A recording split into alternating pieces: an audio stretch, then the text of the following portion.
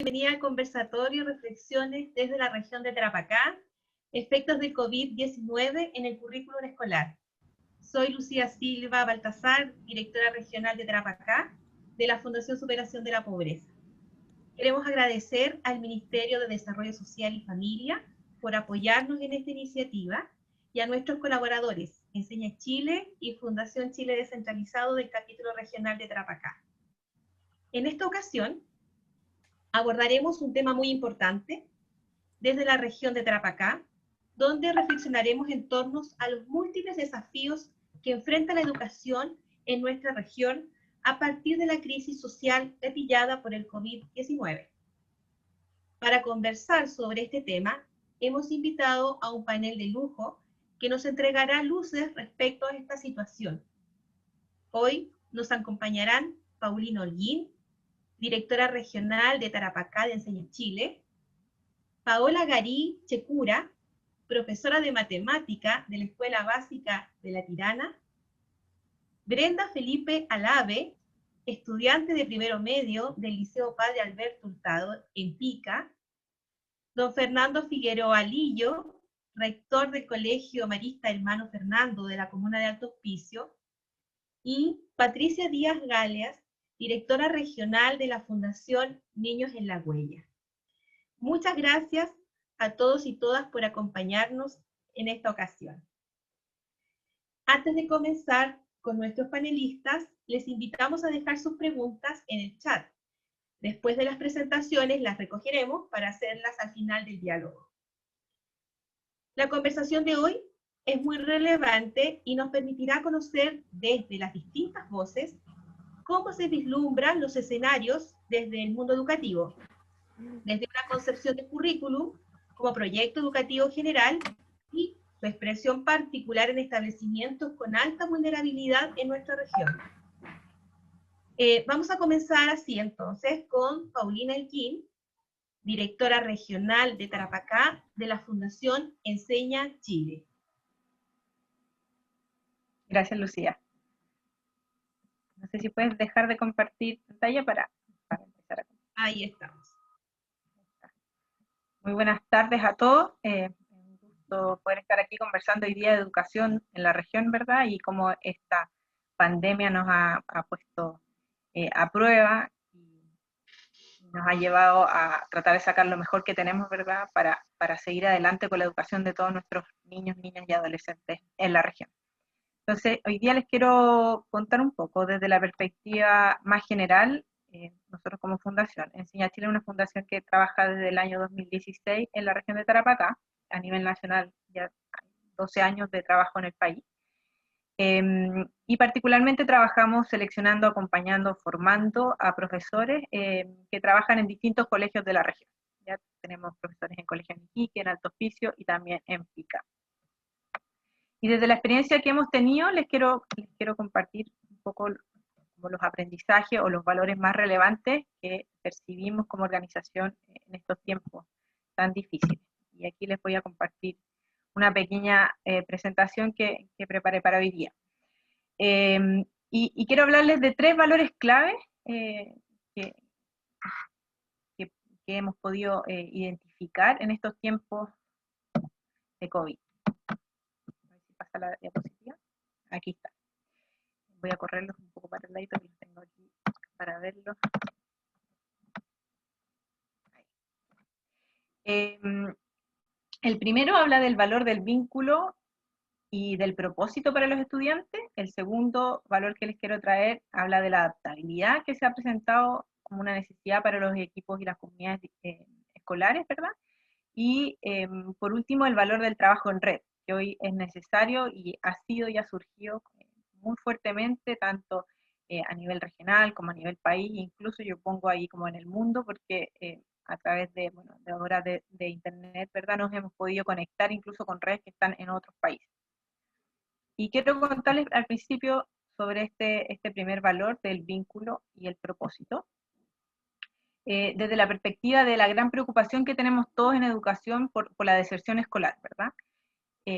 Hoy hay muchos estudiantes que están desvinculados de sus procesos educativos y siempre está la duda si se van a retomar o no.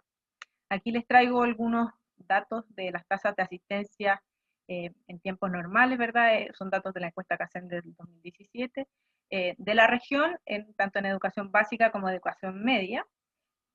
Pero al preguntarles nosotros a los profesores que tenemos trabajando en la región sobre la cantidad de alumnos a los cuales ellos no están pudiendo llegar en estos tiempos, en promedio hay alrededor del 40% de los estudiantes que no están participando de las clases, de las sesiones o subiendo material o conectándose con sus profesores. Eso es bastante preocupante. Este es un número promedio, ¿verdad? Tenemos algunos colegios donde logran llegar a muchos más, a lo mejor una participación de un 80%, pero también hay algunos otros que son muy bajos, de un 30%, de un 20%. Y desde acá sale, los datos, ¿verdad? El aprendizaje que tiene que ver con el vínculo y el propósito. ¿Por qué el vínculo? Porque desde el alumno, cuando hay un vínculo con su profesor, hay algo más allá de el conectarme para aprender una clase, sino que también hay conectarme para ver una persona que es un referente, una persona que está entregándolo todo por mí, una persona que me llega, ¿verdad? Que me reconoce, que me apoya y que me ayuda en este proceso de aprender. Y para el profesor, la posibilidad de tener ese vínculo le permite entender el contexto de la realidad familiar, social, donde vive su estudiante, y así contextualizar sus metodologías, ¿verdad? Pero también sus clases. Y aquí les traigo un ejemplo, me gusta como concretizar a veces estas cosas que las vemos más en el aire, ¿verdad?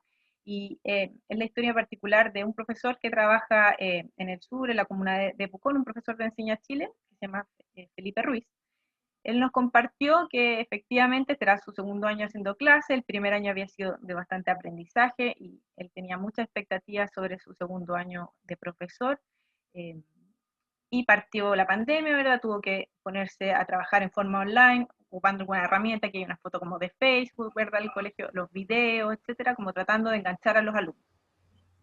Sin embargo, después de un tiempo, que ven en la tabla de la izquierda, hicieron una evaluación para ver la tasa de respuesta que estaban teniendo de los estudiantes en cada una de las asignaturas. Y el promedio de respuesta del curso que él les hacía era de un 14%. O sea que si el 14% de los niños efectivamente estaban presentándose a una videoconferencia o respondiendo una tarea, enviando algún material, etc. Esto a buenas y primeras da la idea que uno dice, bueno, no todos los niños tienen acceso a internet, ¿verdad? Una comuna que tiene una parte rural, hay mala conexión, qué sé yo, entonces debe ser por eso que no están participando. Sin embargo, les hace una encuesta y les pregunta un poco, que es la tabla de la derecha, ¿verdad? Sobre la conectividad que ellos tienen. Y les pregunta, por ejemplo, para navegar por internet, para buscar información, qué tan buena conectividad tienen desde sus casas. Y la sorpresa es que la respuesta es que finalmente entre una conectividad muy buena, regular, qué sé yo, o suficiente, digamos, es como el 80% de los niños que lograban tener esta conexión. Y no se condecía con este 14%. Por lo cual él dice, bueno, tenemos que hacer algo para lograr que todos esos niños que efectivamente de alguna u otra forma tienen acceso a conectarse con nosotros, lo vuelvan a hacer o se entusiasmen en hacerlo. Y Felipe participa de lo que es la entrega de las canastas familiares, ¿verdad?, de alimentos, y va con otro profesor a entregarles a los estudiantes, y en ese minuto de compartir en las casas de los alumnos, de entender las dificultades que estaban viviendo, los horarios que tenían, las posibilidades de trabajo, adapta sus clases y las contextualiza a la realidad de los alumnos y las contextualiza también al momento que estamos viviendo y le da propósitos. Entonces, desde ahí su porcentaje de respuesta aumenta a más del 50%, que es algo que no lo hubiera logrado hacer si él no tiene este vínculo que se logra en la visita concreta a la casa del estudiante. Entonces, ese sería un primer valor que me gustaría transmitir. El segundo valor yo les mencionaba, tiene que ver con los equipos directivos, ¿verdad? Y es el de la adaptabilidad. Yo estoy segura que después de lo que hemos vivido este año, la educación no va a volver a ser la misma. Bueno, y espero que hayan buenos aprendizajes de ahí.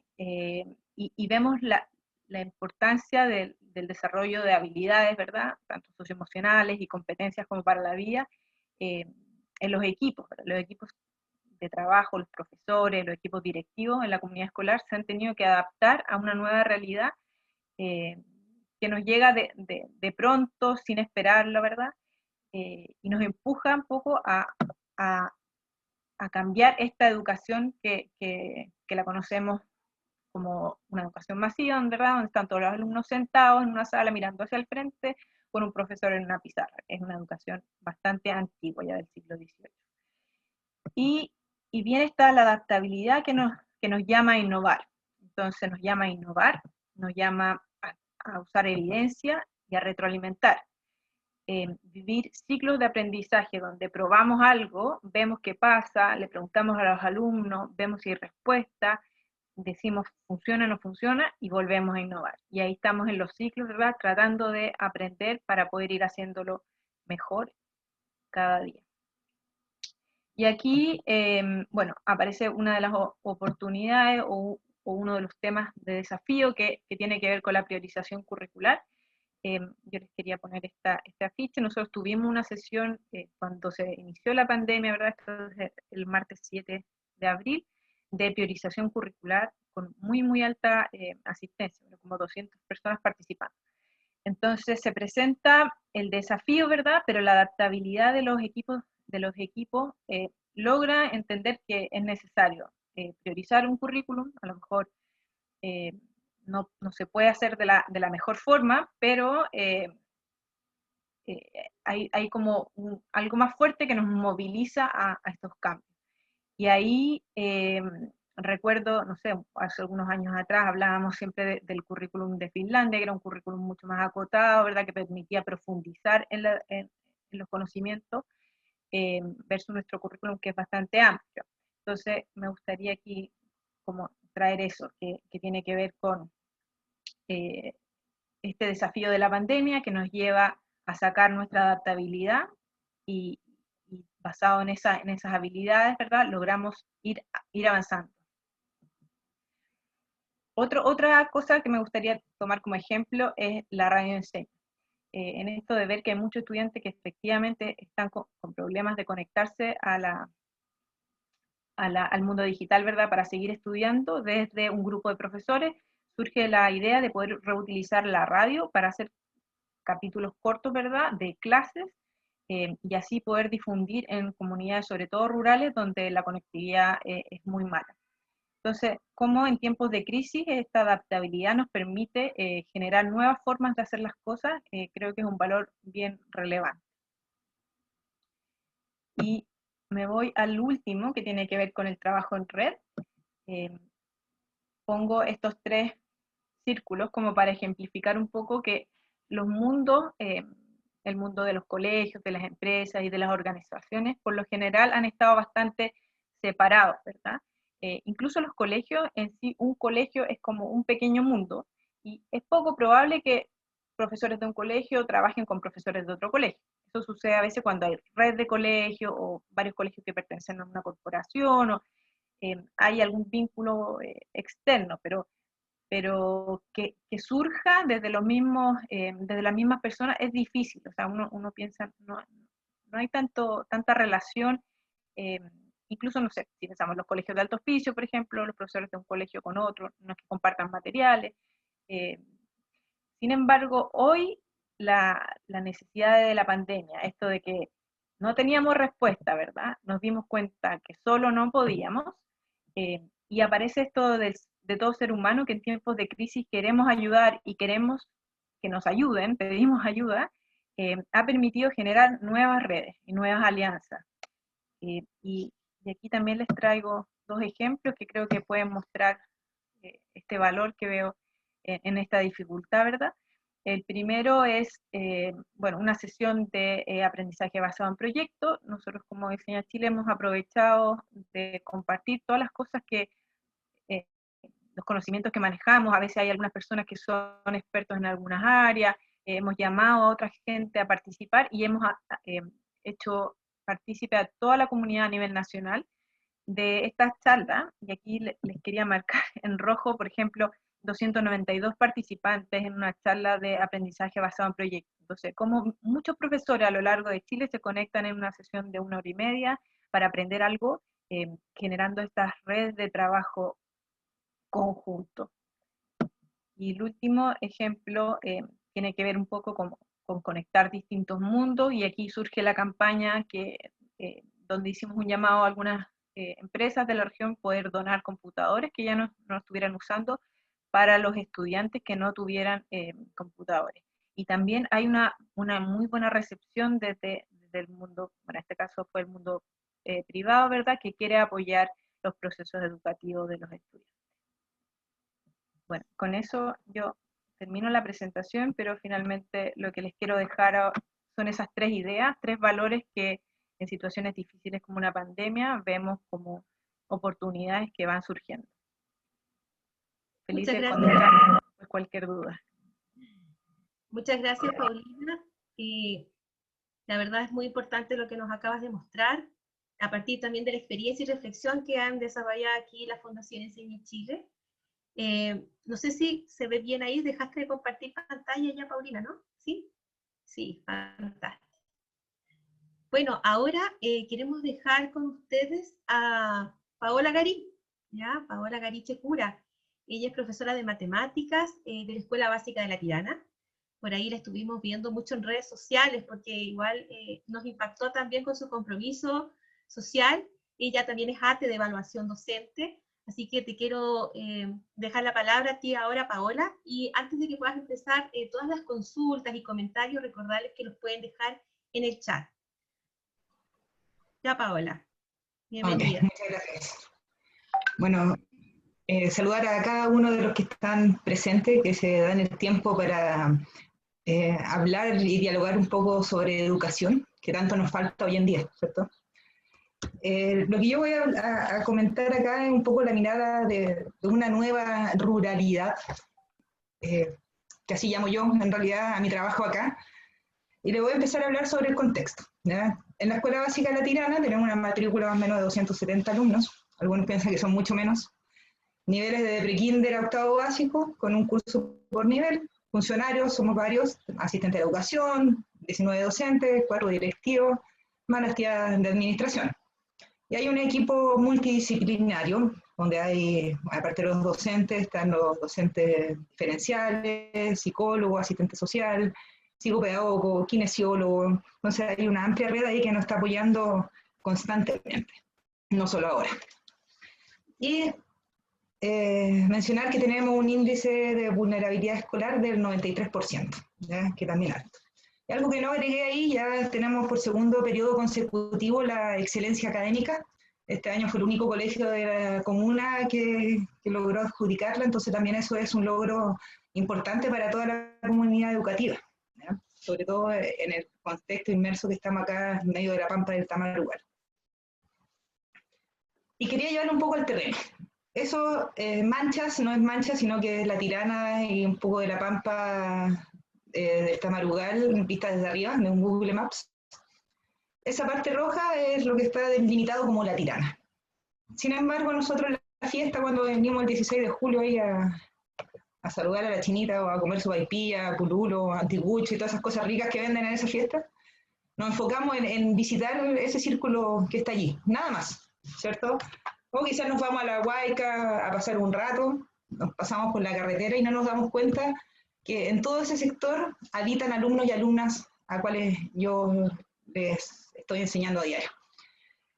Es amplio el terreno, abarca bastante la distancia, y acá nos hace ver que hay 2 tipos. Un contexto urbano, ¿ya?, que es donde está el pueblo en sí, y un contexto donde cerca del 80% de mis alumnos y alumnas viven en zona de parcelas. El 40% de ellos en este momento está ayudando en los labores de tierra, digámoslo así, a sus padres o a sus apoderados. Y solo el 10% de nuestros alumnos es de la zona, originario de la zona, por decirlo así, tiraneños, con familias que ya llevan años acá y que están arraigadas, ¿ya? Por lo tanto, el territorio no es solamente algo rural, no todos trabajan de la agricultura o de la ganadería, algunos trabajan en municipalidades, otros en minería, otros alumnos son funcionarios, hijos de funcionarios. Por lo tanto, nuestro mundo del alumnado es bien diverso, ¿ya? No solamente por territorio, sino por tipo de familias. Y la nueva ruralidad, me cuesta decir esta palabra. Soy profesora de matemática, vamos a sumar dos cosas. Vamos a sumar lo rural, ¿ya? Este trabajo de agricultura plena que alimentamos a Iquique y a la primera región en cuanto a verduras, ¿cierto? Un suelo netamente de hojas. Y vamos a combinar lo urbano, porque creámoslo o no, tenemos niños que están inculcados, o sea, que están inmersos en lo urbano, que bajan a Iquique constantemente, que su familia nuclear quizá también está en Iquique o en Pozo Almonte, donde ya es un pueblo que no está tan alejado de una urbe, ¿ya? Por lo tanto, al mezclar estas dos cosas vamos a tener una cosmovisión totalmente diferente, ¿ya? Donde los tiempos también son diferentes, donde nuestro calendario también es diferente. Por lo tanto, la vida familiar nos va a ir cambiando. Va a ir cambiando y tenemos que convivir con ellos, con los gustos de sus compañeros entre sus pares, ¿cierto? Las formas de aprender, ¿cierto? Mucho más prácticos quizás, algunos mucho más teóricos, entonces tenemos que tener una batería ahí de sorpresas para enfrentar cada desafío. Tenemos costumbres que están arraigadas dentro de la comunidad de latinana, pero también tenemos costumbres que están arraigadas de la cultura aymara, ¿ya? Que eso es bastante fuerte, pero también tenemos costumbres de los citadinos, ¿cierto? De salir a pasear en familia, al centro, o ir a comprar al mall en un fin de semana, ¿cierto? Entonces tenemos mezcladas estas realidades. Hay una movilidad dentro de nuestro pueblo, está constantemente en movimiento. Los que hoy están, quizás en 2 o 3 años más, ya le va a tocar irse de este pueblo y migrar a otro. Por lo tanto, también hay un gran número de alumnos y alumnas que pasan, ¿ya? Y la comunicación con el entorno también cambia, también influye, y no es lo mismo aquellos chicos que están viviendo en zonas alejadas como las parcelas, a los que están en medio del centro, ¿cierto? Por lo tanto, tenemos conexión inestables, ¿cierto? Que eso es algo sí o sí acá de la Tirana. A veces hay nula conexión. Tenemos dificultad con el idioma, porque también muchos de nuestros apoderados son hablantes aymara o incluso de otras lenguas de Bolivia, que son muy poco comunes. Entonces, el hablar con ellos también dificulta. Y tenemos por gran parte analfabetismo digital. Si hay conexión, no sabemos ocupar los aparatos o simplemente no tenemos esos aparatos electrónicos, ¿ya? Por eso hablo de una nueva ruralidad, es mezclar estos dos mundos que, querámoslo o no, cada vez están más juntos, ¿ya? Las generaciones de hoy, de aquellos que trabajan en la tierra, ya están saliendo, ya se están comunicando más, ya hay una globalización mucho mayor. O incluso están queriendo especializarse en agricultura, y para eso también tienen que ir a la urbe. Hablamos entonces de diversidad de estrategias. Como decía, tenemos que sacar una batería llena de cosas debajo de la manga y replantearnos. Este ciclo de mejora que hablaba en algún momento Paulina, de replantearnos constantemente el cómo lo estamos haciendo, ¿ya? Y acá, donde aparece el famoso currículum, donde antes teníamos dentro del aula, tenemos los contenidos, las calificaciones, que es el objetivo, trabajando en equipo, eso es importante, y tenemos aprendizajes por medio. Pero esto se nos desmorona un poco hoy día, no es algo que está en el aula, que lo podamos manejar, no, es algo que no estudiamos en la universidad, y aparecen 3 actores que para mí son súper importantes, que somos nosotros los docentes, tenemos el aprendizaje para poder entregarlo de manera correcta, los alumnos que ambos ya estábamos presentes, ¿cierto?, en este juego del currículum, pero ahora fuertemente los apoderados, los padres, el tío, el abuelo, el hermano mayor, porque al fin y al cabo ellos son los interlocutores de este currículum en la casa. Si hacemos una guía, tenemos que pensar tanto en la educación del adulto como en la educación del menor, ¿cierto?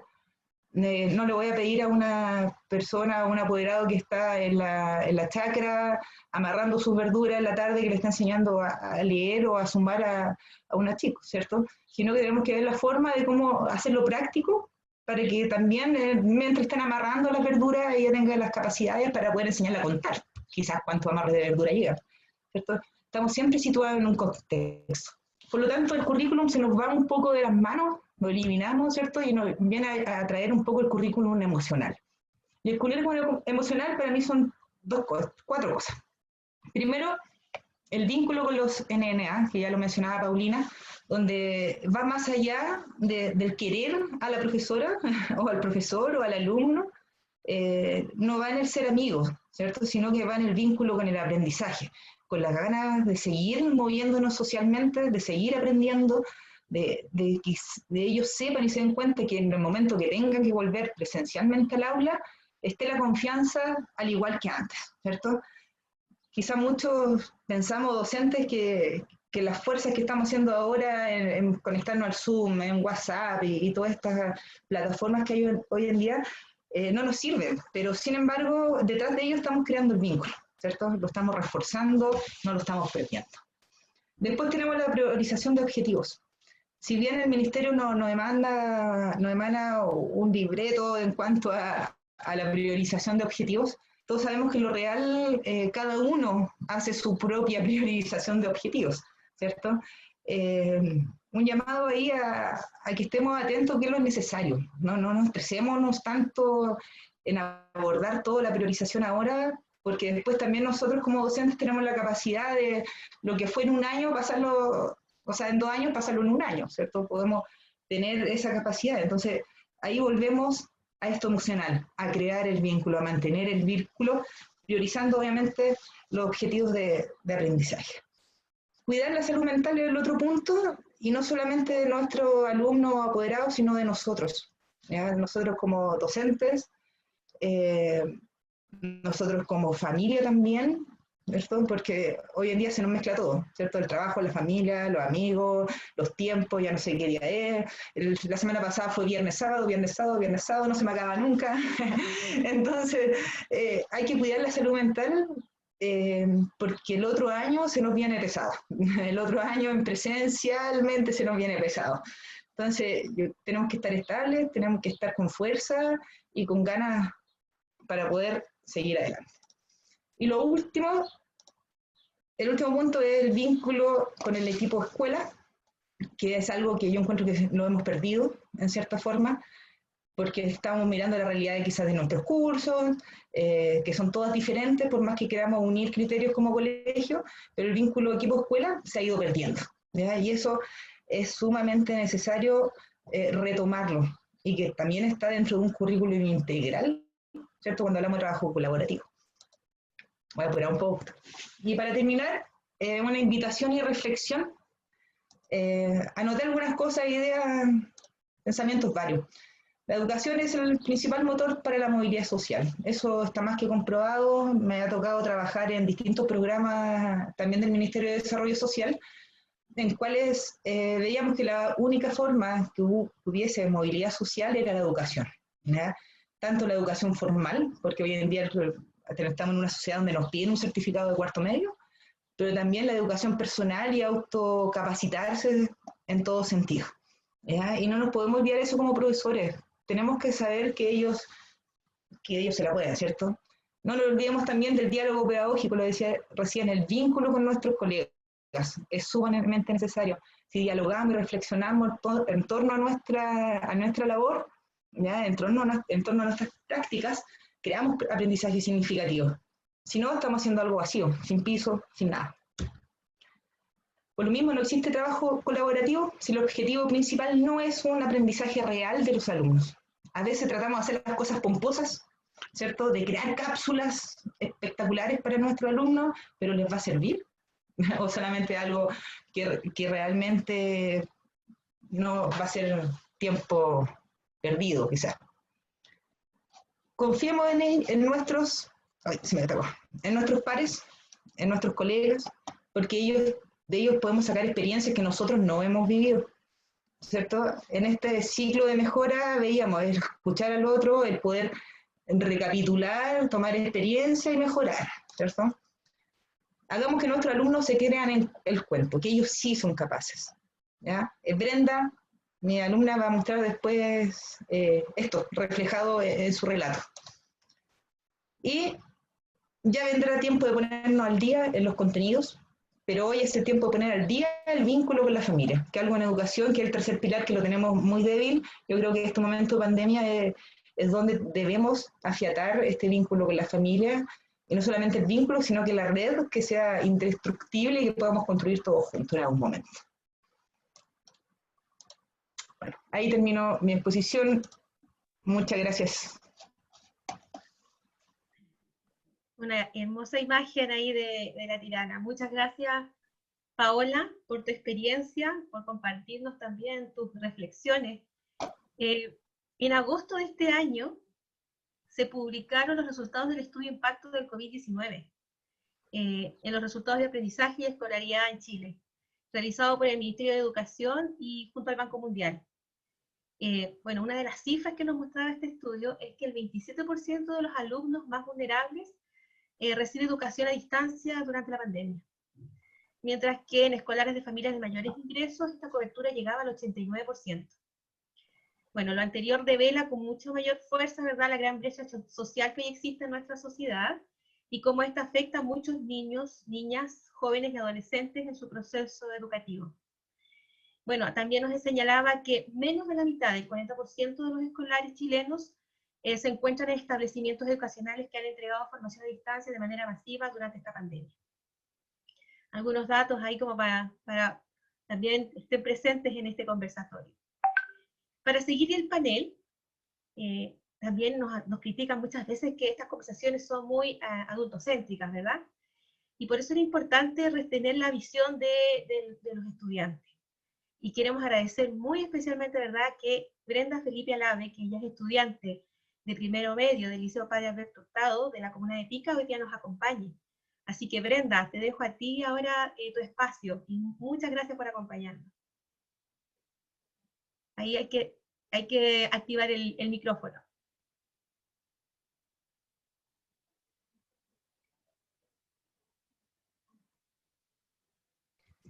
Ahí sí. Ahora va. Bienvenida, Brenda. Eso.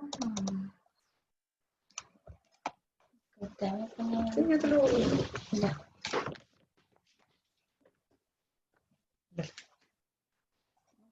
Muy bien, Brenda, ahí estás. Se ve súper bien. Ya. Primero que todo, buenas tardes a todos los que están asistiendo, que se están dando el tiempo para estar y de hablar de estos temas.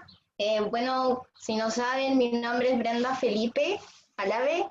Soy estudiante del Liceo Padre Alberto Hurtado de Pica.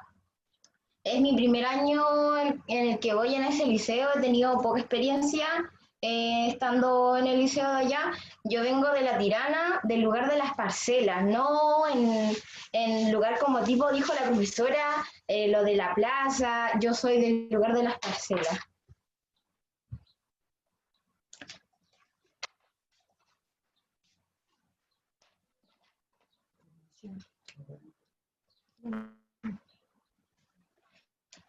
A continuación, primero les contaré un poco de mi vida. Les presento a mi familia. Tengo 4 hermanos, mi papá, mi mamá y yo.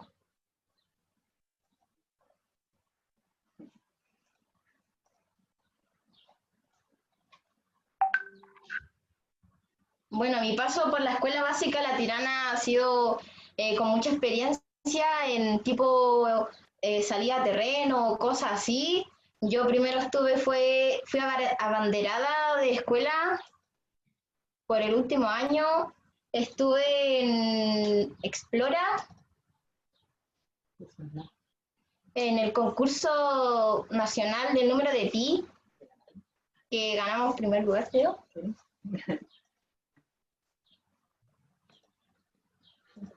Estuve en los debates estudiantiles de Senda, Previene. Y ahí lo de Explora con ICI.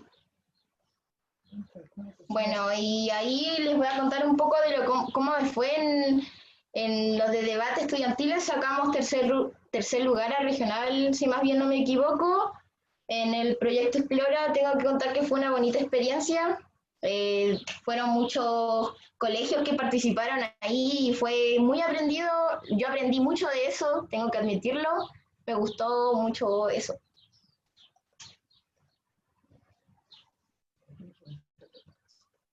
Bueno, mi rutina diaria que tengo en mi casa es tipo trabajar en parcela, ayudar a mis padres y estoy empezando ahora, ya que por esta pandemia he tenido más tiempo y mi mamá me ha enseñado a tejer, voy recién en eso y nada, solamente, es lo que único que hago yo es trabajar, a veces en el telar, me ha costado un poco llevarme en lo del telar, pero igual se puede.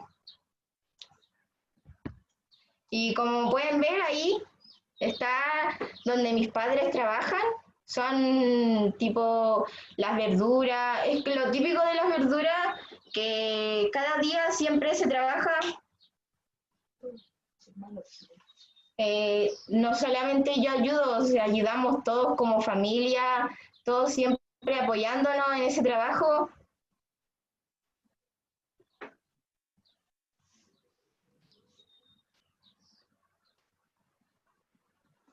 La visión que yo tengo en este tiempo de pandemia, así, visión familiares, creo que sí, ha facilitado mucho porque cuando estaba en el liceo, tipo estudio y familia casi no sociabilizaba, se podría decir, casi no tenía tanto contacto, tipo yo iba a mi casa, ayudaba, hablamos súper poco, me preguntaban qué hacía en el liceo y casi no teníamos contacto. Y ahora en estos momentos ya estamos volviendo a lo familia, nos hemos conocido más, hemos hecho cosas que no hacíamos, tipo yo no me manejaba en la cocina y ahora sí me manejo como tipo hacemos repostería en familia, experiencia nueva. Mi visión como estudiante, tengo que admitir que ha sido difícil esta etapa de como pandemia, ha sido muy difícil, una etapa nueva que de un día para otro ya clase online y al principio fueron guías y las guías estresan, en mi caso me estresan mucho entregar cada semana, entonces ahora ya que en el liceo ha facilitado más lo de los videos, entonces eso facilita más. Pero ha costado esto de la pandemia, tengo que admitir que no vamos a tener los mismos aprendizaje de los otros años anteriores, pero de a poco se puede.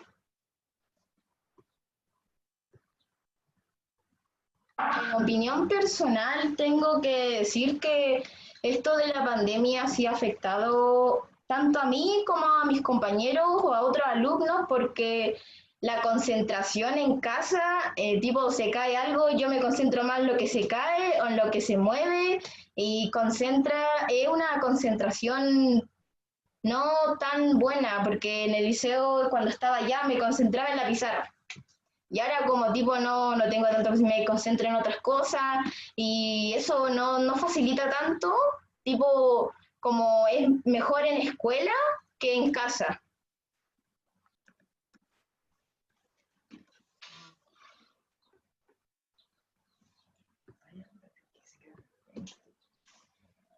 Bueno, ahora yo quería dar un mensaje a mis compañeros, tipo no solamente compañeros de clase, sino alumnos de toda la región, que por favor no se atrévanse, dejen la vergüenza atrás, maten la vergüenza, tipo yo tengo que admitir que no siempre yo me muestro ahí, de hecho casi no me muestro en las clases online, casi no hablo, pero sí, hay que arriesgarse, hay que, todo, no te van a criticar porque algo está mal o tipo, eso creo que facilita más a los profesores, entonces para el alumno digo que sí, que se atrevan, que dejen la vergüenza atrás, que no importa, no se queden callados. Y para finalizar quería decir que muchas gracias por la oportunidad que en este momento de voz alumnal sí me encantó. De hecho, no pude hablar tanto, no sé, es que creo que el nervio, pero muchas gracias.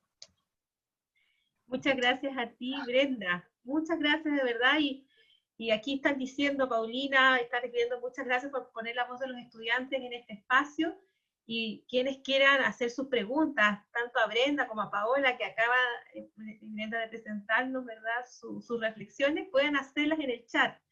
Así que mucha gente te está dando las gracias y felicitaciones, Brenda, porque fuiste de esas jóvenes valientes que habla y que da su opinión frente a un grupo a lo mejor muy adulto, y eso para nosotros es muy valioso. Así que ahí sus preguntas para que la puedan hacer llegar al chat. Bueno, Brenda, estás aquí marcando tendencia, te voy a decir. Bueno, ahora quiero dejar con ustedes a Fernando Figueroa Lillo. Él es rector de un colegio con el que nuestra fundación, a través del programa Servicio País, ha tenido una relación muy estrecha durante ya varios años. Así que muchas gracias, Fernando, por acompañarnos, rector del Colegio Marista Hermano Fernando de Alto Hospicio. Te damos ahora a ti la palabra, Fernando. Muy buenas tardes a todos, a todas. Un placer estar en este momento también compartiendo. Vamos a hacer la presentación, así que ténganme un poquito de paciencia para poder conectar como corresponde todo esto.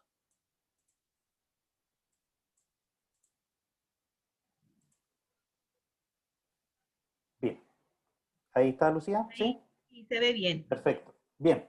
Reflexiones desde la mirada docente de lo que me toca animar, ¿no? Como rector de un colegio, pero también como profesor por los años anteriores. Lo que voy a presentar aquí es más bien lo que hemos conversando con los docentes del colegio. Estamos hablando de un colegio que se encuentra en la población Santa Rosa. Ahí aparece una foto de la entrada. Que se creó el colegio, se fundó en el 2007, ahí pueden tomar una lectura. El 2015 egresa la primera generación de chicos de cuarto medio. Hoy día estamos hablando de un colegio de 1028 alumnos, donde con Enseña Chile hemos también tenido una importante presencia. Varios de sus profesores nos han podido acompañar en el transcurso de estos años, portando la riqueza de su saber, pero también la riqueza de su fuerza y de su sangre. Profesores jóvenes que nos han motivado a hacer mejor las cosas. Y les presento también ahí la imagen del hermano marista, el hermano Fernando de la Fuente, que nos inspira.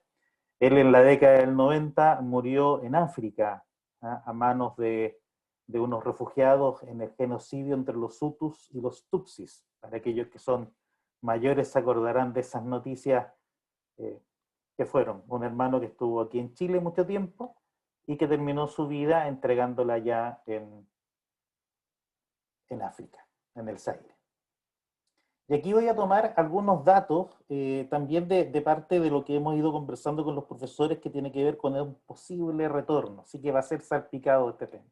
Y tiene que ver con lo que planteaba Paulina en un momento. Se lo presento así.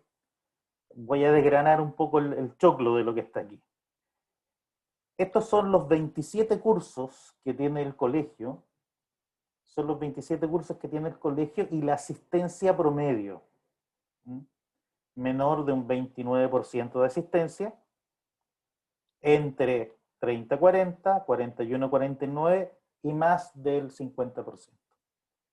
¿Por qué lo presento? Porque es una realidad. El colegio en sí, si uno va cribando, va viendo qué está pasando con cada uno de los cursos, hay un 20 a un 30% de chiquillos que en este momento nos están resultando inubicables. Y hablando de 1000 alumnos, estamos hablando de 200, 250 chiquillos, que ha sido una tarea realmente ardua y que muchas veces nos damos casi por vencidos de intentar llegar a ellos en medio de una pandemia. Y nos encontramos con esta realidad en los últimos meses. Hemos cambiado de clases tipo cápsula, que mencionábamos por Classroom, asincrónica, donde el chico se subía con muy poca presentación, a clases ya directamente online, como lo estamos haciendo ahora, donde el impacto en el asegurar ciertos contenidos, pero más que contenidos, cierta trayectoria educativa, se ha potenciado. Y en todas las secciones, son 3, la primera de preescolar, a cuarto básico, la segunda de quinto a octavo y la tercera de primero a cuarto medio, tercer y cuarto medio TP.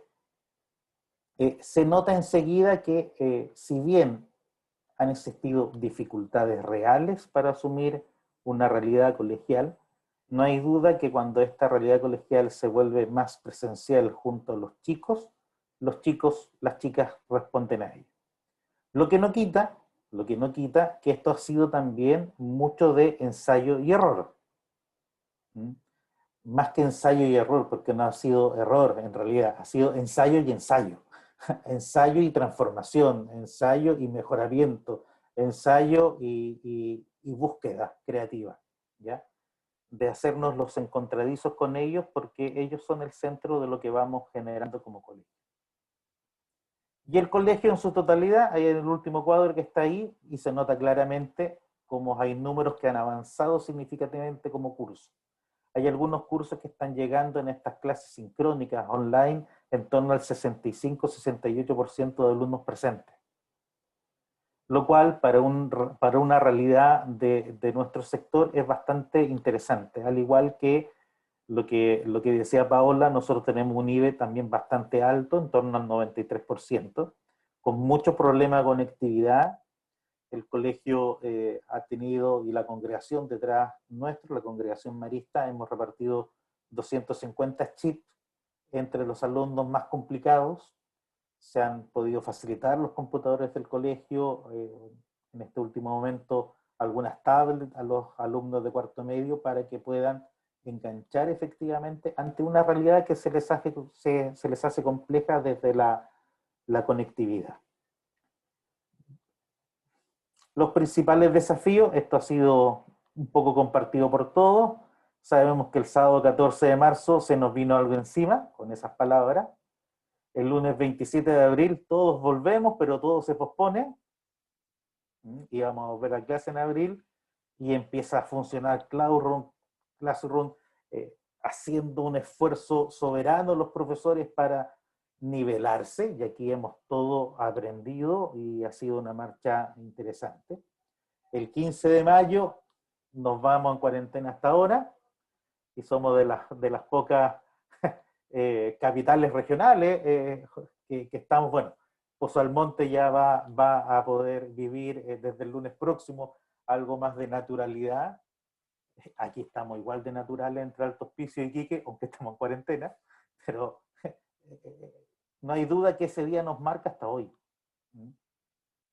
Y hasta ahí yo diría que el colegio mi colegio vivió una suerte de ¿qué pasa con los contenidos? Recién en junio el contexto fue, bueno, ¿qué pasa con los estudiantes? Creo que la presión que vivimos el colegio fue en los primeros 2 meses, abril, mayo, fue montemos esto, como podamos, montemos esto. Pero ya la preocupación de junio en adelante fue cómo nos acercamos a los alumnos y cómo potenciamos efectivamente la visión y misión colegial, que es estar cercano a ellos. No significa que el preocuparnos de los contenidos nos hagan lejanos a ellos, pero hay que darle una vuelta más de tuerca, hay que darle un giro más a esa tuerca para que esa cercanía también se dé más potencial. Y aquí, visto de otra manera, no lo voy a leer, pero si pusiéramos así como vamos hasta ahora, hay un momento de reacción, que hay que implementar cosas. Hay un momento a nivel del colegio que habla de desarrollo de una organización, vamos tirando pasos, vamos tirando líneas, siendo creativos. Viene después un periodo de ajuste, porque esto no funciona bien, y hoy día estamos hablando de ciertas consolidaciones de procesos. Por un lado, en la búsqueda y pesquisa de alumnos, en su contención emocional, pero también en la agilidad de los equipos. Por un lado, los equipos que sirven a otros equipos, psicosociales, psicólogos, asistentes sociales, personal administrativo, como de los profesores en equipo que salen en búsqueda de los chicos. Y además la preocupación de qué pasa con los que tienen que contener a los chicos. O sea, ¿quién contiene a los que tienen que contener? Y esa ha sido la preocupación, yo diría, del último mes. Hemos inventado en el último punto de la última columna 4 trabajos de coaching junto a los tutores de las 3 secciones, los profesores jefes de las 3 secciones, para poder ayudarlo, implementarlo, porque evidentemente todos nosotros también estamos siendo afectados por una pandemia, y si bien muchas veces nos vestimos de héroe, también a veces somos el payaso del circo, ¿no? Que hace reír, que hace reír a todos, pero por dentro también vivimos nuestras posesiones, y a eso hay que hacer la vida y hay que manifestarla. Un camino recorrido con los equipos, el de curricular, el de convivencia, y en nuestro caso como Escuela Católica de Evangelización Explícita y Pastoral. Han existido aquí mucha vida, simplemente para que ustedes la lean. Quizá referirme en este último plano, en la última columna, a campañas internas que hemos hecho a nivel de profesores, donde los profesores han donado el 1% de su sueldo para poder acompañar situaciones de apoderados, de alumnos. Hoy día los chicos se están organizando, el centro de alumnos, una Lucatón, que están ayudando a 6 comedores abiertos del mismo sector donde ellos viven. Entonces, todas estas cosas que pasan por la clase, que pasan por la convivencia, también se manifiestan en una realidad que sale en búsqueda de los demás. Ya conocemos lo que hemos hecho en Junaed, estamos repartiendo 805 raciones, 804 raciones, el equipo de administración como también ha ido fortaleciendo, y en esto de saber y de no saber, de ir armando un plan de retorno pensando en el colegio. ¿Lo ocupemos ahora o lo ocupemos en 2021? Por interno me dice mi primo que va a ser el 2021. ¿Ya? El señor ministro, compartimos el apellido. Entonces, bajo esa lógica, es bueno ir trabajando con el centro de padres, con el centro de alumnos, con los profesores, un plan que nos ayude a visualizar cómo podemos tomar esta realidad y cómo podemos servirla mejor. Desde ahí las proyecciones, equilibrar estas dos cosas. Preocupación por derivar bien a los estudiantes, somos garantes de derechos. Por lo tanto, debemos tener ahí una especial mirada con respecto a dónde están y cómo están nuestros alumnos. Las situaciones de hacinamiento, las situaciones de pobreza, las situaciones de pérdida de trabajo, están presentes en la población en la cual yo sirvo, y entonces tenemos que estar muy atentos. Tenemos que seguir aumentando esta presencia junto a los estudiantes. Sinceramente, me encantaría, sobre todo los cuartos medios, que pronto volvieran al colegio, no solo para cerrar su proceso, sino para poder acompañarlo en estos procesos.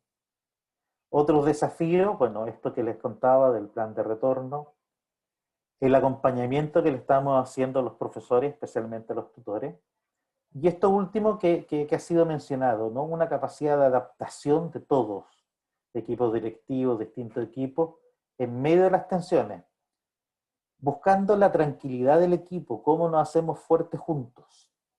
Parece que solo no podemos, y mientras más juntitos vamos a poder responder mejor, en confianza.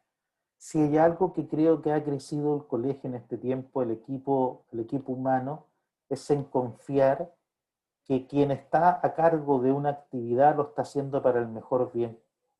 Y eso es para mí fundamental. ¿Alguna certeza? Hay que mantener la comunicación constante con apoderados, hay que potenciar en cualquier medio el estímulo positivo, y además un estilo positivo que se mantiene en el tiempo. O sea, vemos a Paola y a Brenda juntas después de toda una experiencia. A eso se refiere el estímulo positivo, estar junto al otro.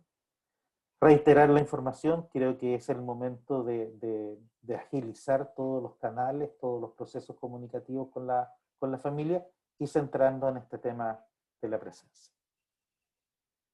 Muchas gracias, disculpen la velocidad, pero había que aprovechar bien en estos 10 minutos. Quizá quedarme con lo último, que un colegio grande, pequeño, un docente con su aula, quizás lo que más ha crecido en capacidad de adaptación. no porque, insisto, sea Superman, sino porque en el centro está el alumno, y un alumno que tiene historia, y esa historia la compartimos. Así que muchas gracias. Muchas gracias, Fernando, también nuevamente por compartir tu visión. Y la verdad, todos los panelistas que han pasado nos han puesto temas muy de fondo para reflexionar. Ha salido ahí el tema del currículum emocional, la movilidad social, el vínculo con la familia, ¿verdad? La contención emocional, el trabajo en equipo, el trabajo en red. Cuando uno trabaja en educación, a veces estábamos tan concentrados solo, ¿verdad?, en lo pedagógico, y hoy día sale una serie de conceptos que nos hacen mirar que la pandemia nos pone nuevos desafíos. Así que, Fernando, nuevamente muchas gracias por compartir tu visión en este seminario. Por último, finalizando, queremos dejar a Patricia Díaz Gallas. Ella es directora regional de la Fundación Niños en la Huella. Así que, Pati, te dejamos ahí el audio para que nos entregues tu reflexión en este seminario. Y que viene también desde otra vista, bueno, desde otra área también hablamos de educación. Así que, Patricia. Muchas gracias, Lucía. Un saludo cariñoso para cada una y cada uno de ustedes que se dio un ratito de esta tarde para compartir y reflexionar. He sido la última en el orden definido por los convocantes para este espacio, y quisiera poner un contexto, porque entendiendo que tenemos pocos minutos y Lucía me va a estar adelantando los tiempos que me van quedando, todos quisimos ir directamente a lo que estamos experimentando, ¿no? Desde nuestras comunidades educativas, sean formales o no convencionales. Pero hay que contar que el aislamiento preventivo irrumpió en el año lectivo cuando aún ni siquiera se cumplían las 3 semanas de clase. Por tanto, docentes y estudiantes alcanzaron a revisar los primeros contenidos de las unidades 0.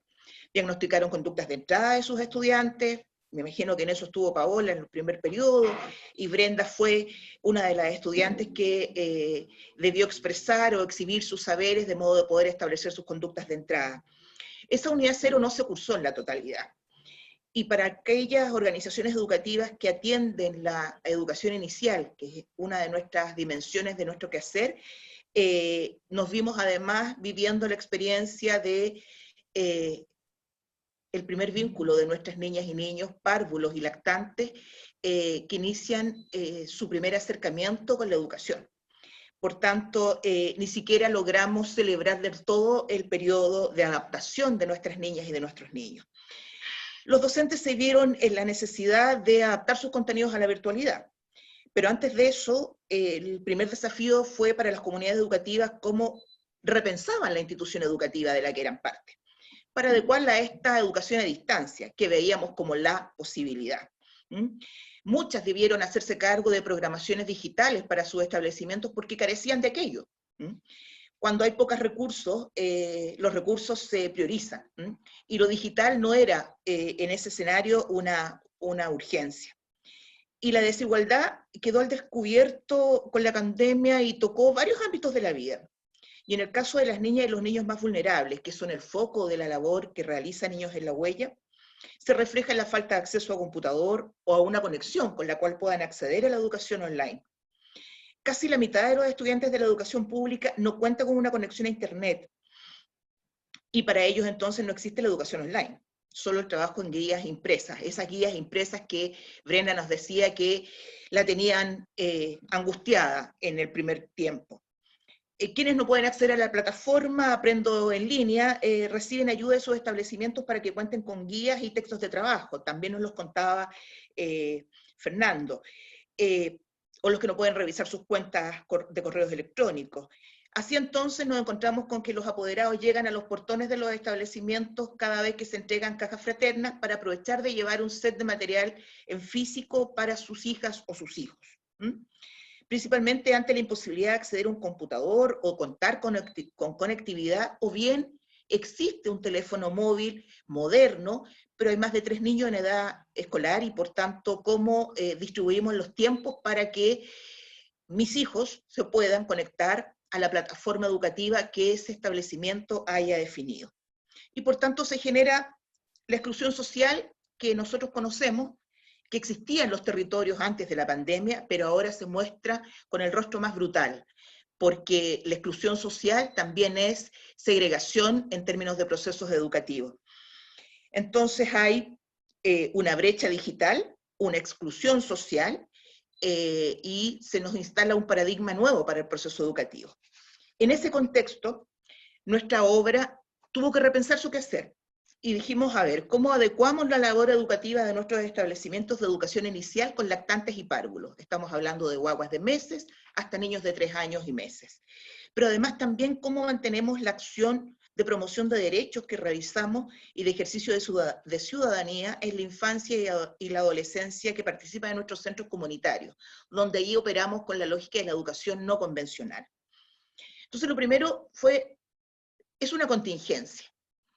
Es un hecho inédito, pero la verdad es que Niños en la Huella vive en contingencia, porque los factores socioculturales de nuestras niñas y de nuestros niños, con el contexto de que viven en contextos de mucha vulnerabilidad, nos hace siempre estar muy atentos a las contingencias. Lo primero que hicimos fue atender la recomendación de la UNESCO. ¿Qué nos dijo la UNESCO al comienzo de la pandemia? Era que había que atender una buena formación online por el cierre de clases por la pandemia. Pero la primera de ellas y la más fundamental era elegir la mejor herramienta en cada caso. Y en cada caso nos significaba entonces multiplicar un conjunto de modalidades y o recetas, ¿no?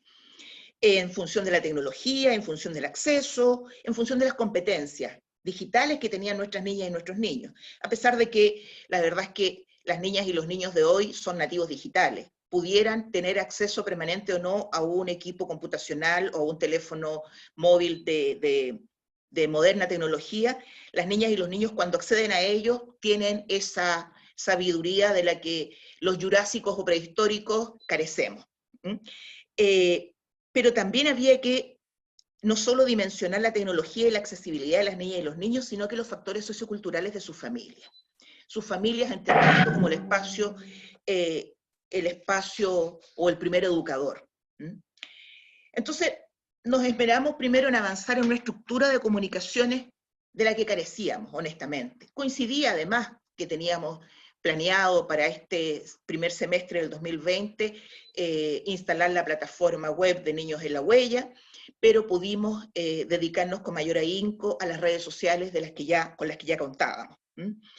Entonces, en los primeros días de esta brutal crisis humanitaria, nosotros lo que hicimos fue poner ahínco, énfasis y mucha dedicación en tomar conocimiento del estado en que estaban nuestras niñas y nuestros niños y sus familias. Y nos ha servido mucho la tecnología para aquello, ¿ya? Pero también nos ha servido mucho los momentos en que hemos vuelto a nuestros establecimientos, sea para entrega de cajas Junaep, sea para las atenciones de cajas fraternas, el auxilio alimentario que les prestamos a nuestras niñas y niños de centros comunitarios. Eso nos ha permitido tener un vínculo face to face con nuestros adultos significativos de niñas y niños. Por tanto, en el primer periodo de esta crisis, o en el primer periodo de la suspensión de la atención presencial que realizamos con nuestras niñas y nuestros niños, como institución compilamos una serie de recursos agrupados en orientaciones y en recomendaciones para cuidar la salud mental de las niñas y de los niños, pero de los adultos significativos también. Protocolos informativos también para acompañar a las familias en la búsqueda de apoyo estatal para enfrentar la crisis humanitaria. Entonces, estos recursos, ¿cómo los hacíamos? Los enviábamos vía aplicaciones, difundiendo en redes sociales, en casos de ausencia de tecnología o por analfabetismo digital, también se hacían entregas de manera física y definimos una ruta para el aprendizaje en tiempos de pandemia. El contacto inicial y siempre frecuente no solo ha sido fuente para nosotros conocer el contexto, indagar cómo están nuestros niños, saber cómo están de salud emocionalmente, sino que además fue muy valioso para poder reorganizar y diseñar una estrategia pedagógica contextualizada y pertinente en este escenario. Con esa claridad hemos elaborado, diseñado y hemos editado distintas experiencias pedagógicas en formato audiovisual, que son precedidas por cuadernillos de actividades que la familia ha tenido que desarrollar con su hijo, atendiendo que no alcanzamos a levantar la etapa diagnóstica, ¿ya? Y ha sido relevante destacar las acciones conjuntas entre los equipos pedagógicos y las familias, para poder otorgar condiciones en los hogares que den sostén al aprendizaje a distancia. Algo de eso nos compartía Brenda, el ambiente de aprendizaje en una casa que en ocasiones no reúne todas las condiciones, que en ocasiones no cuenta con material educativo, que en ocasiones el adulto puede ser analfabeto o haya perdido sus saberes por la distancia con sus años de formación educativa. En esa ruta del aprendizaje, acompañar a la familia. Mucho acompañamiento a la familia. Y sobre todo porque en estos tiempos es importante resguardarlas de mayores presiones y estrés. Entonces no podíamos ser nosotros un factor que, además de todos los factores tensores que ha generado la crisis, agregar uno más. Nosotros somos convencidos de que la familia es el primer agente cultural y educativo, pero no implica eso ser un segundo profesor, ¿ya? Entonces empezamos a recomendar desde los equipos directivos a los equipos pedagógicos experiencias que promovieran mayor autonomía en las niñas y niños, siendo el adulto entonces solo responsable de generar las condiciones que permitieran desarrollar esas experiencias. Vimos la crisis como una oportunidad para innovar también, ¿ah?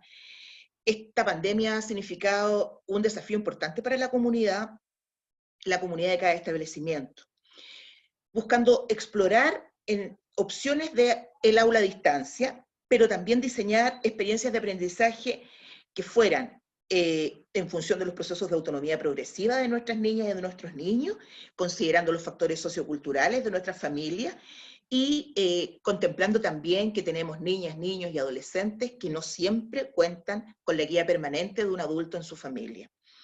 Entonces hemos tenido que priorizar el trabajo educativo interdisciplinario entre ámbitos de aprendizaje y laboratorios creativos, que es la modalidad con la que actuamos en la educación no convencional. Optamos por desarrollar proyectos relacionados, cortitos y relacionados a las vivencias cotidianas del hogar. Nos hicimos muchas preguntas respecto a las oportunidades que nos estaba abriendo esta crisis en torno al desarrollo de nuevas metodologías de enseñanza y de aprendizaje, y también de los contenidos de los saberes que creían nosotros se volvían más urgentes, sea por la dimensión de engranaje en una curva de ascendencia o por la pertinencia con el territorio que se habita y la realidad que hoy nos circunscribe. Apuntamos al aprendizaje profundo, que aunque el aprendizaje profundo es algo que perseguimos siempre, y todos los educadores que están en línea deben coincidir conmigo, en este escenario, fuera de una sala de clase o de los espacios físicos donde desarrollamos siempre laboratorios creativos, nos releva aún más la necesidad de identificar lo fundamental y contar con las experiencias de aprendizaje significativas, auténticas y con protagonismo en las niñas y en los niños. Entonces optamos por diseñar experiencias de aprendizajes auténticas desde la cotidianidad. En este escenario de promoción del distanciamiento social y el de quedarse en casa, las experiencias a las que se podía echar mano son aquellas que encuentran nuestras niñas y nuestros niños en sus hogares, con sus familias, y las que se abren con los niveles de conectividad que pudiesen tener, que no son todos los casos. Luego, acompañar mucho a nuestras niñas y a nuestros niños, porque nos concentramos en la facilitación de procesos de aprendizaje en ellos. Y eso exige acompañar y monitorear actividades en las que se invierte un tiempo precioso del espacio laboral de cada trabajador. Y se han implementado diversas modalidades y con diversas frecuencias temporales, ¿ya? En el caso de los lactantes y de los párvulos, siguen siendo los adultos los que nos proveen de información. En algunas ocasiones hemos conseguido contacto virtual con nuestras niñas y nuestros niños, y ha sido una alegría para ellos y para nosotros. Es muy relevante profundizar la comunicación con las niñas y los niños adolescentes. Más allá de la retroalimentación de sus tareas, de sus desempeños, hay que ponerle mucha atención a sus intereses, a sus necesidades, a las relaciones con su grupo de pares, con quienes comparten en nuestros establecimientos y con los que también han perdido conexión y no saben del otro. Este tiempo inédito, para ir cerrando, ha requerido respuestas originales. No siempre van a ser las correctas. Lucía me debe estar matando con el reloj, pero no quiero dejar de contárselas, porque algunas reflexiones. La familia sigue siendo el dispositivo cultural fundamental, pero no es quien debe asumir la responsabilidad de educar. Eso es lo que nosotros creemos, ¿ya?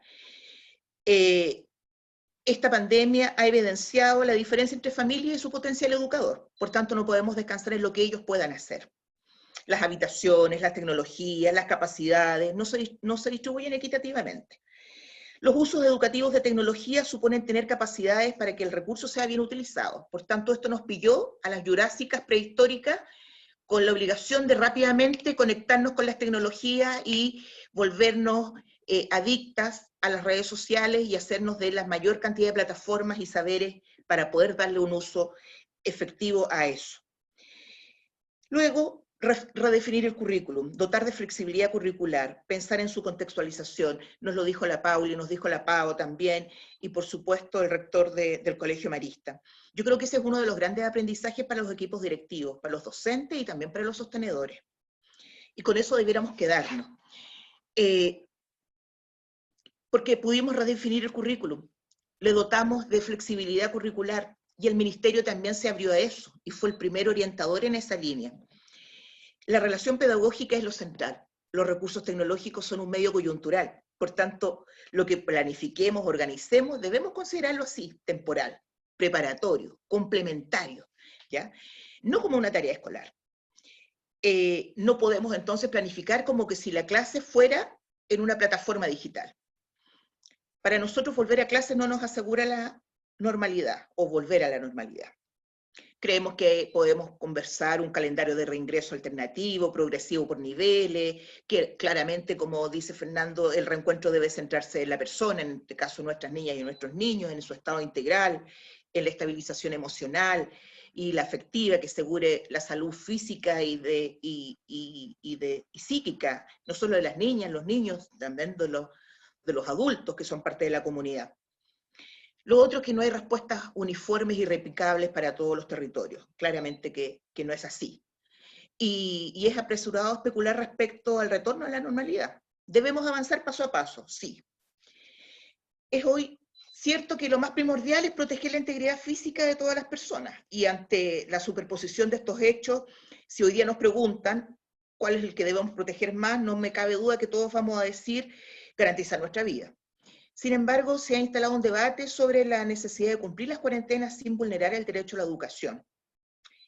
¿De verdad estamos exigiendo el cumplimiento de un derecho? ¿O estamos escondiendo bajo ese discurso el miedo al desarrollo meritocrático al que se nos somete en un sistema que está hoy día basado en la competencia por éxitos, que en general se vinculan con lo económico exclusivamente? Proteger la salud no es solamente encerrarse en las casas para que el COVID no nos encuentre.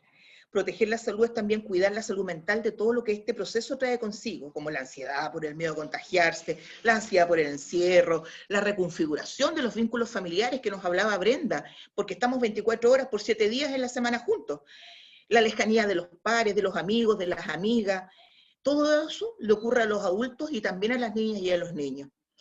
Los derechos no se pueden garantizar sin pensarlos en combinación con otros derechos. Tampoco puede pensarse a través de una sola forma de ejercicio. En todo el mundo, expertos y expertas nos anuncian que el COVID vino y se queda por un buen rato. Por tanto, tenemos que aprender a vivir con él. Eso supone reconfigurar la cotidianidad de los derechos. Y en esta reconfiguración, el rol del Estado es fundamental. También es necesario reconfigurarlo pensando respetar los tiempos y sobre todo la ansiedad por no perder el año escolar.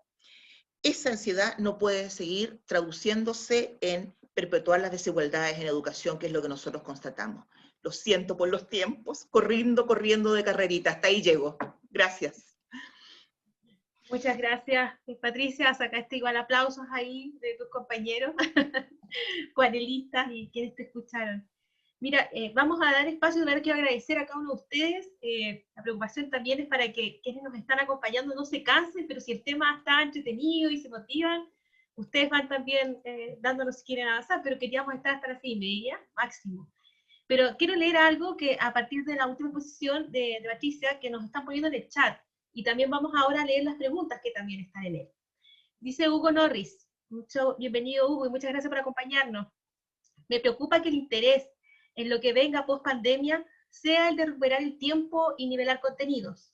Sin duda la pandemia nos ha mostrado grandes brechas, desigualdades sociales, brechas digitales, por cierto. No somos un país digital, y la realidad nos golpea con fuerza y nos habla de que muchos niños y niñas no han tenido acceso a los derechos a la educación.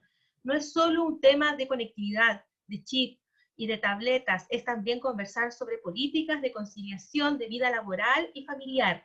Es violencia y maltrato infantil. Es que muchas familias han debido enfrentar las pérdidas de sus empleos y fuentes de ingresos, por lo que la educación ha pasado en muchos casos a un segundo plano. Estos y muchos otros elementos son parte del contexto que debemos entender para enfrentar los desafíos futuros. Muchas gracias, Hugo, por tus palabras. Yo creo que igual son súper asertivas.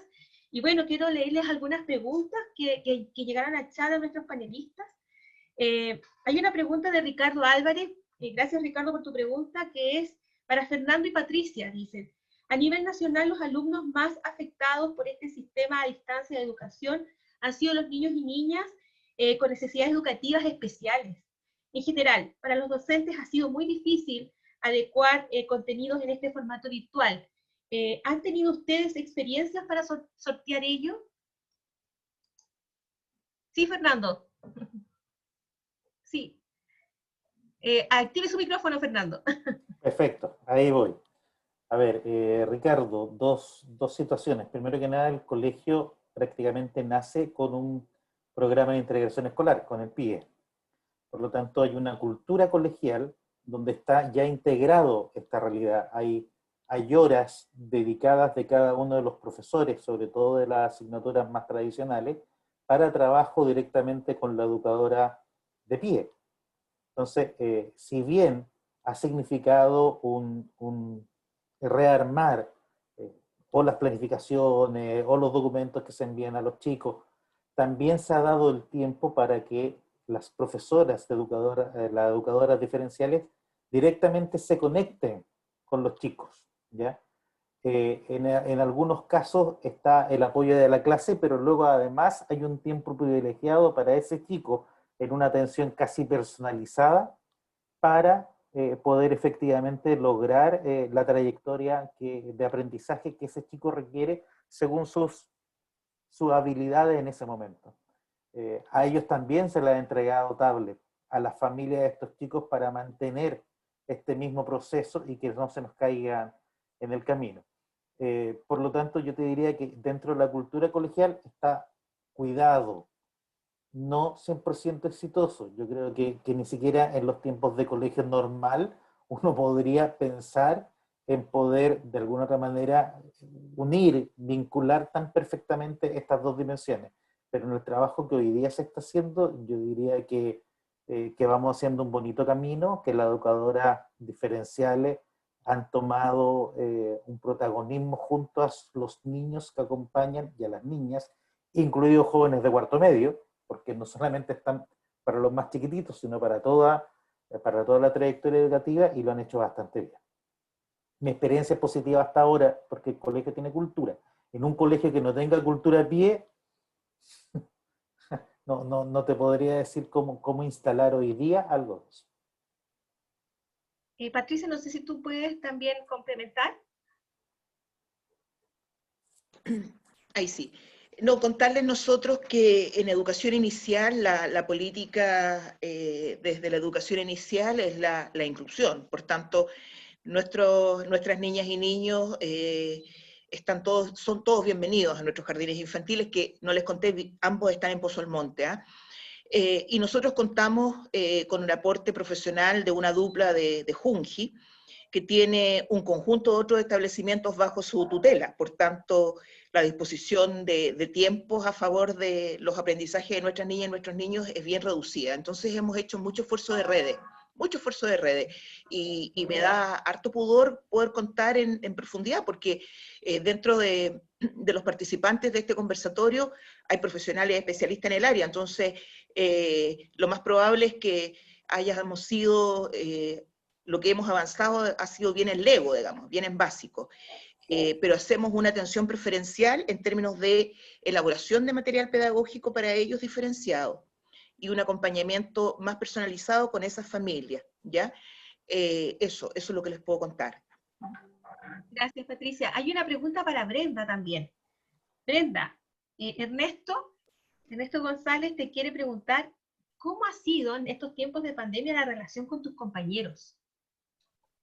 Bueno, con mis ex compañeros de Escuela Básica La Tirana no he tenido tanto el tiempo, no se podría decir el tiempo, se podría decir la facilitación para hablar con ellos porque me hablan como tipo para tarea y para esas cosas. Solamente me hablan para tarea, no me preguntan como que así, cosas así cotidianas, solamente para tarea. Pero con compañeros de clase tipo liceo, que no los he conocido tanto, tuve apenas una semana para conocerlos, yo le agarré mucha confianza, tipo decir así. Con ellos, algunos nomás pude llegar a agarrar mucha confianza, como unos 2, 3, pero fue poco. No tan tipo mucha para hablar, no, casi no. Muchas gracias, Brenda. Hay otra pregunta de Constanza López, que dice que me parece que sería bueno que a lo mejor la pudiese responder Paola Gari, y también ahí la Paulina. Dice, respecto al valor del trabajo en red, ¿cómo se podría promover entre los mismos estudiantes, ya sea escolares o universitarios, en estos tiempos? Es difícil es difícil generar redes externas a un establecimiento en estos tiempos.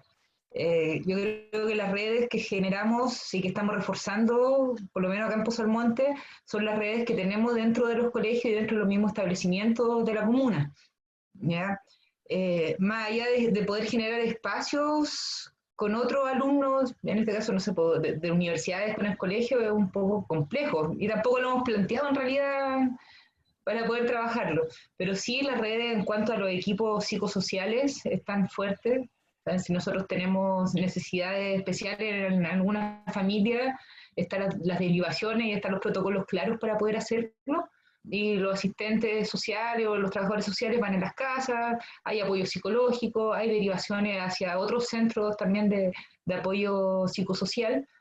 Por lo tanto, las redes pasan por ahí, el apoyo emocional al fin y al cabo, ¿cierto? Y lo que hablábamos recién que hablaban de las necesidades educativas especiales, también está el apoyo de la red de la psicopedagogía, del educador diferencial, directamente con el trabajo con el alumno a través de Zoom, de WhatsApp o de cualquier otro medio, plataforma virtual. Por eso es un poco complejo.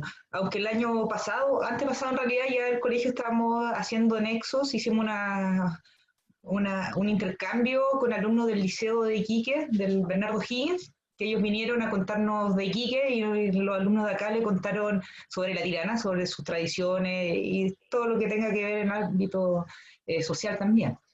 Y son instancias ricas que ayudan a los jóvenes a conocerse, a conocer otras realidades y que deberían impartirse con más fuerza. Gracias, Paola. Paulina. Sí, para complementar un poco, tomando la pregunta desde el lado de las redes entre estudiantes, ¿verdad? Como entre los estudiantes.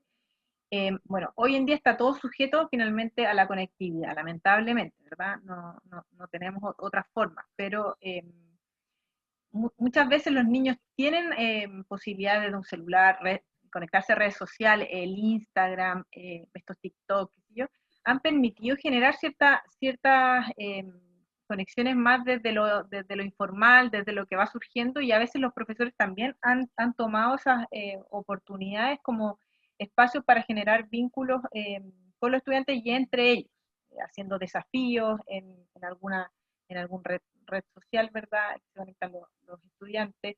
Tengo por ahí, recuerdo un profesor del Liceo Politécnico de Iquique que armó un Instagram con memes, pero memes que tenían que ver con clases, entonces eran siempre situaciones que, claro, iba una pregunta que tenía que ver con ciencia o con matemáticas, pero armado en formato meme, entonces los estudiantes lo seguían.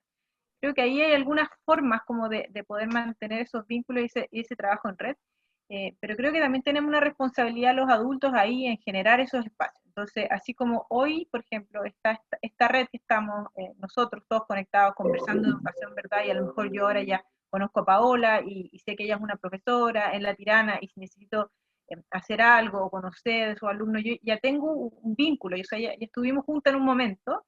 Nosotros mismos podemos extender esas redes hacia los estudiantes. Entonces, profesores que participan de cierta actividad pueden generar instancias donde invitan a otros estudiantes de otros colegios, ¿verdad?, a participar. Hoy el formato online nos permite llegar a cualquier lugar. El tema es que la dificultad es que no están pudiendo llegar todos, ¿ya? Pero sí, si vemos la parte de la posibilidad, he visto incluso conversatorios con alumnos de otros países. Nosotros como fundación trabajamos con fundaciones similares en otros países. Entonces cuando en Perú hacen un conversatorio de estudiantes, nos hacen llegar la invitación del Zoom para que nosotros lo compartamos con los profesores, y los profesores lo compartan con sus estudiantes, y si hay algún estudiante que quiere participar, se pueda sumar. Entonces, creo que igual tenemos ahí nosotros algo también de responsabilidad en movilizar esas redes para que los niños puedan aprovechar la oportunidad de conectarse con gente de otros lugares. Es difícil, es un desafío, y hoy en pandemia lamentablemente no lo pueden acceder todos, y eso yo creo que es lo más triste, pero la posibilidad creo que está. Gracias, Paulina. Tenemos otra pregunta que no sé si quién la quiere responder, que tiene que ver con las estrategias educativas no formales. Ernesto nos pregunta, dado el contexto, ¿qué espacios pueden tener estrategias educativas no formales? Algo ya nos comentaba Patricia, pero me gustaría a lo mejor que a lo mejor Fernando o Paola puedan también ahí complementarnos. O Patricia también, obvio. Yo creo que todo esto es no formal. No solamente las estrategias que podamos ocupar, todo está dentro de la no formalidad. Nosotros como docentes estudiar en una universidad nos enseñan algo en aula, ¿cierto? Algo directo, un contacto, nos entregan estrategias, pero la otra parte no está. Por lo tanto, todo lo que hagamos al final va a ser en un espacio no normal y no formal tampoco, porque existen tantas estrategias como el tipo de conexión que yo tenga con mi alumno o con mi apoderado. Y los espacios no formales se van a crear, no sé, pues cuando iba en moto a las casas a buscar en las parcelas a los estudiantes y poder entregarle la guía y alcanzar a explicarle un poco, y eso es algo no normal o no formal. Cuando hablamos por WhatsApp a las 10 de la noche porque llama una apoderada que recién pudo conectarse. Entonces, todos los espacios son no formales, pero todos los espacios son también de aprendizaje significativos.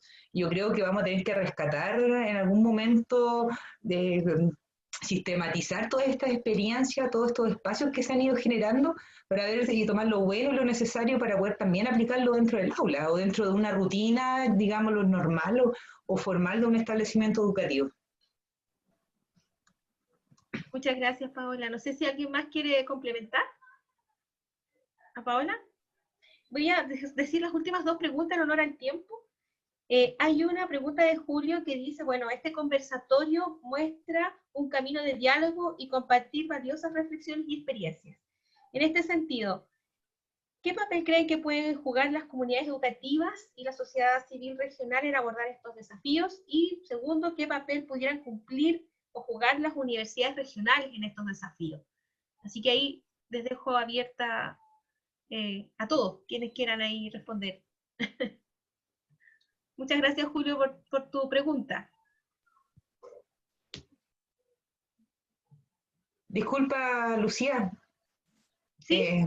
Acércate, Brenda. Con Brenda nos tenemos que retirar sí o sí, porque hoy es su cumpleaños y está su familia y amigos esperándolo. Hay algunos... Mándale un abrazo grande de felicidad, cumpleaños, Brenda, ¿verdad? Perdón, nos habíamos olvidado. Los 15 años más encima, entonces su familia la está esperando. Hay algunos amigos que los tenemos en carretera que ir a buscar, entonces voy a ir con ella a recogerlo. Y están llamando, entonces perdónennos. Muchas gracias. De todas maneras, Brenda, si miras en el chat, hay muchos feliz cumpleaños que te están mandando. Un abrazo ahí, como dice también el padre Pedro, que está ahí acompañándonos. Así que muchas gracias nuevamente, y obviamente entendemos que vayas a celebrar tu cumpleaños. Así que muchas felicidades, que estés ahí, y como tú nos dijiste, feliz porque estás más con tu familia también, dentro de las caras positivas de esta pandemia, y que has podido estar más cerca de tus padres y aprender los saberes ancestrales de ellos. Así que vaya a aprovechar ahí a celebrar. Gracias, Paola. Gracias, Muchas Brenda. gracias. Muchas gracias, Y igualmente. agradecer por recibir la oportunidad de darle el espacio a Brenda. Yo creo que es lo más rico que tuvimos hoy.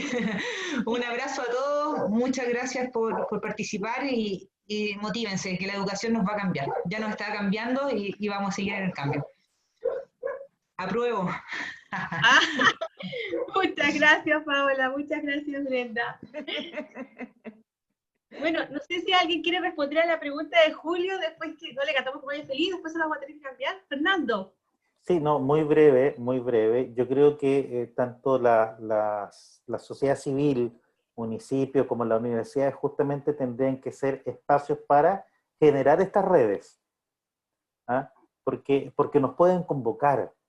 ¿Ah? Yo creo que es difícil a veces si ponemos el plano a nivel de docentes, qué es lo que pueden hacer, o de directores, qué es lo que pueden hacer, si es que no hay una institucionalidad que nos ayude a pensar en común. ¿Ah? Yo creo que por ahí, tanto las universidades regionales, se pueden nutrir además de la experiencia que nosotros estamos viviendo en el día a día, con los que futuramente van a llegar a sus aulas, pero también generar hacia nosotros los espacios para poder reflexionar en común. Entonces, yo creo que por ahí es donde se pueden pinchar o crear redes potentes de futuro. Gracias, Fernando. No sé si Patricia también parece que quería aportar. Sí, nosotros como institución creemos mucho y forjamos mucho la autonomía progresiva en nuestras niñas y en nuestros niños. Y yo también creo mucho en la autonomía de las comunidades educativas. Por tanto, el rol que veo yo en la sociedad civil que ha desarrollado su trabajo a favor de la comunidad en el área educativa o de las universidades regionales es más bien acompañar las reflexiones de esa comunidad educativa, que es la llamada a la toma de decisión respecto de qué manera volvemos, cuándo volvemos, cómo volvemos y vamos a volver a qué en términos de prioridades, ¿no? Yo creo que tenemos que creer en la capacidad de las comunidades para la toma de decisión y también confiar en sus saberes, ¿no? Y en el compromiso ético que cada uno de los que integran las comunidades educativas tiene con las niñas y los niños. O sea, la educación o en la educación está, en el corazón de la educación están las niñas y los niños. Es como la última reflexión que yo hacía, o sea, cómo somos capaces de amalgamar los derechos, el derecho a la salud y también el derecho a la educación. Luego, nos preguntó algo más, nuestro participante nos preguntó qué papel debían jugar las autoridades. La verdad es que uno no puede pautear a las autoridades, dicen que es impresentable, ¿no? Pero yo creo que es necesaria una escucha activa. Una escucha activa. Han habido un conjunto de errores en la línea comunicacional de las definiciones de política pública que ha ido tomando el Estado. Y entonces lo primero es establecer la capacidad, dotar de capacidad de decisión a los territorios para decidir. Hay un conjunto de cuestiones que los establecimientos no han dejado de hacer por la pandemia. Hay un conjunto de plazos que no han sido suspendidos por la pandemia. Entonces, es como extraño, porque en ocasiones hay cuarentena obligada, confinamiento, toque de queda, y en otro carril corre el aparato público con plazos perentorios, con procedimientos administrativos. Yo creo que ahí me dan ganas de pautear al gobierno, a las autoridades, como ya, ¿dónde está el hilo conductor y dónde vamos a poner la prioridad? Eso. Muchas gracias, Patricia. No sé si alguien más de los panelistas quiere complementar esta pregunta. Y para cerrar entonces, si no hay más, hay una pregunta que es, claro, es como hipotética, pero queremos escuchar su opinión. ¿Cómo sueñan que sería el currículum perfecto en sus realidades educativas? Algunos elementos clave, que son claves, que usted, desde la misma lógica que Julio Ruiz nos hacía, ¿no? Como ya, pensemos que ustedes pueden construir ese currículum, ¿cuáles serían esos elementos? Y ahí lo estamos cerrando este diálogo. No sé quién quiere partir. Buena pregunta, Fernando, quedaste pensativo.